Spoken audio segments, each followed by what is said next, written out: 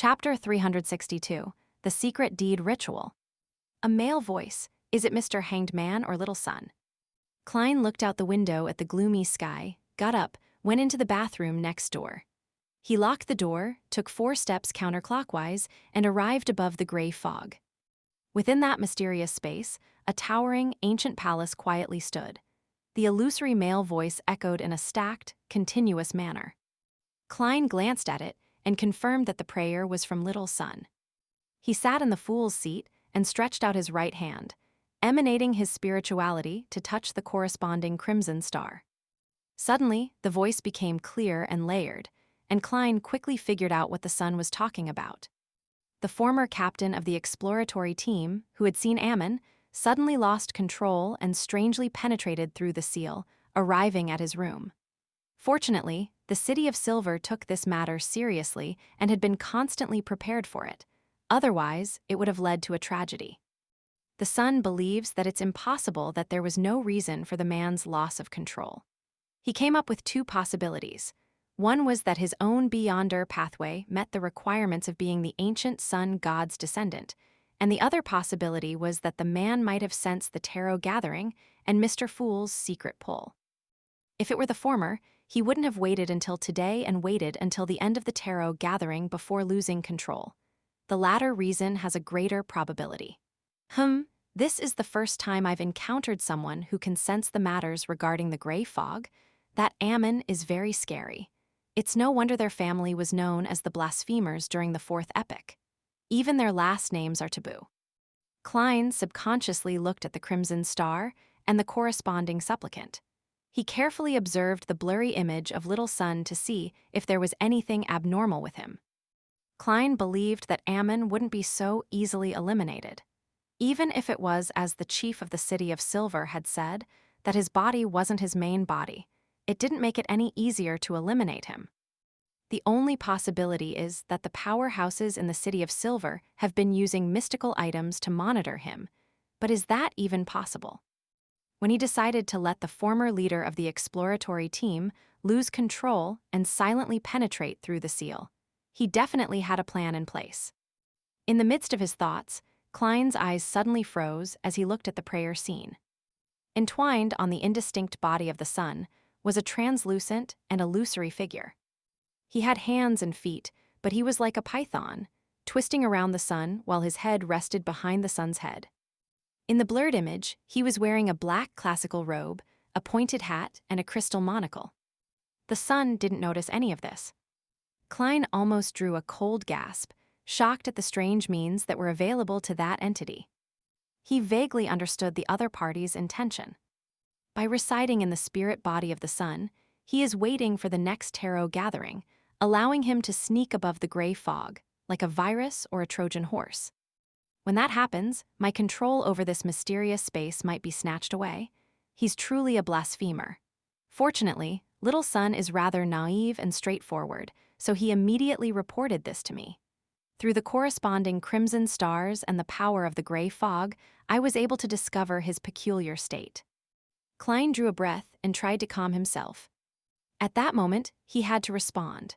He had to quickly think of a way to get Ammon out of the sun, or temporarily expel the sun out of the tarot gathering.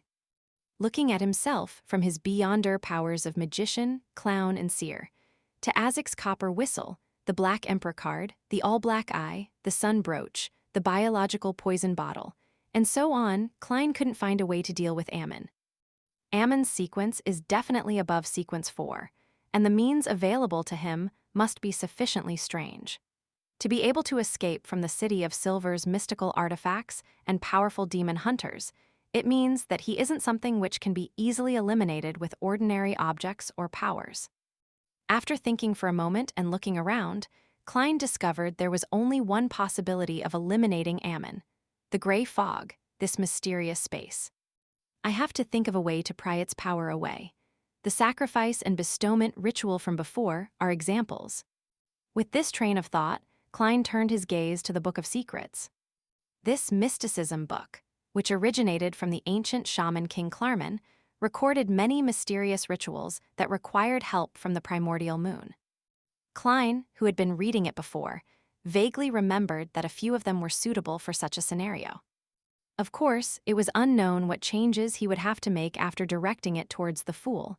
He could only keep his hopes up and try his best. As Klein flipped through the book, his eyes stopped at a ritual. Blood Moon Sacrifice. This ritualistic magic was clearly different from the simple ones that Klein had learned before, and it used the element of a secret deed. The process was to use a material rich in spirituality, preferably the blood of a beyonder, to write the honorific name of the target of the secret deed on an animal hide, and to draw the corresponding symbols and magic labels. If necessary, the specific circumstances of a given time and place also had to be taken into account. When this was done, the ritual host would set up the altar, pick up the piece of hide, and repeat the honorific name, letting their spirituality to seep into the hide, gradually spreading it out, little by little to form a hidden bond with the corresponding great being, and obtaining the corresponding soul-body experience or help. The final outcome of this ritual was unknown. It all depended on what the hidden or great being bestowed. Or rather, according to one's characteristics, the knowledge and power one could gain through that secret bond were also different. This kind of rather vague and subjective ritual gave Klein enough freedom to modify and manipulate it. If he had assumed the stance of forcefully eliminating Ammon from the beginning, then Ammon would have certainly resisted and created a dangerous accident. If the target of the secret deed were the true creator or the hidden sage, it's normal for the ritual to end in madness. Klein mumbled as he conjured a pen and paper and began to modify the Blood Moon Sacrifice to turn it into a secret deed ritual that belonged to the Fool. First, he replaced the honorific name with the 3 sentences of King of Yellow and Black. Then, he replaced the symbolic symbol with the one behind the seat of the Fool. It was a unique symbol made up of a part of the pupil-less eye that represented concealment and the contorted lines that represented change. The third was to design the corresponding magic label according to the symbols and his mysticism knowledge. This was the most difficult step.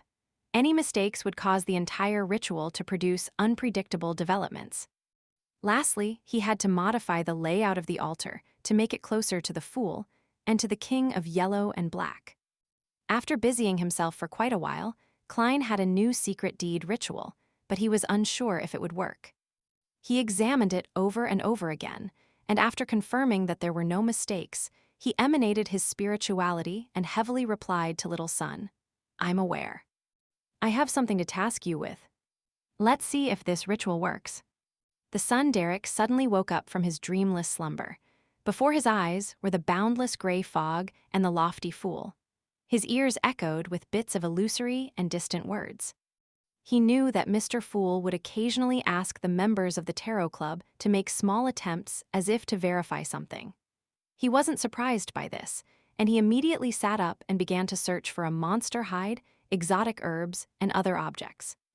As for the spiritual materials described in the ceremony, Derek didn't waste time heading to the spire or the underground market to buy them.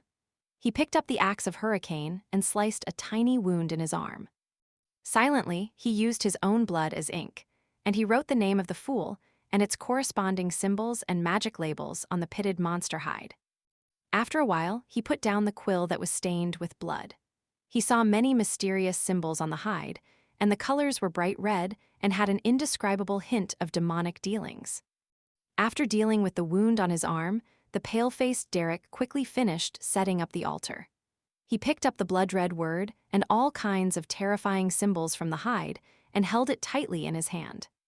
He looked at the flickering candle flame in front of him, closed his eyes, lowered his head, and repeatedly recited the honorific names of the Fool. The Fool that doesn't belong to this era, the mysterious ruler above the gray fog, the King of Yellow and Black who wields good luck. Derek's spirituality slowly flowed out and infused the hide, and the words in Jotun and the magic symbols on it quickly brightened. It was a startling crimson color.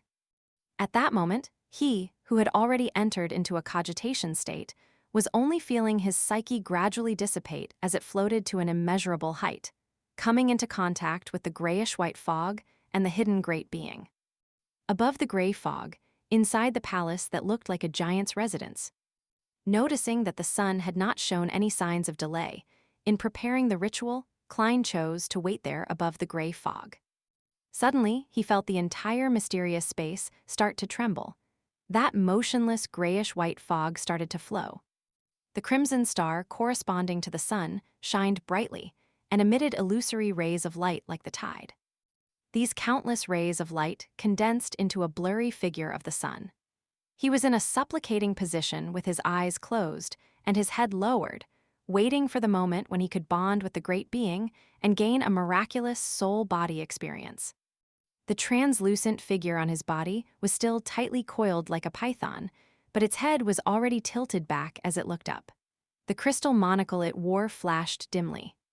He's searching for the subtle, hidden connection. He should have recognized that this is just a secret deed ritual, but he didn't do anything to stop it. Is he trying to find the connection through it?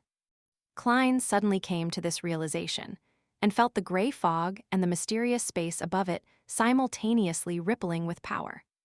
However, for the time being, Klein couldn't combine these forces with his own spirituality to create a beyonder effect that could exorcise the evil spirit, unless there was another corresponding ritual. Clearly, this was impossible. He couldn't maintain two rituals simultaneously. Klein's eyes quickly swept the area in front of him, and his gaze stopped at the sun brooch.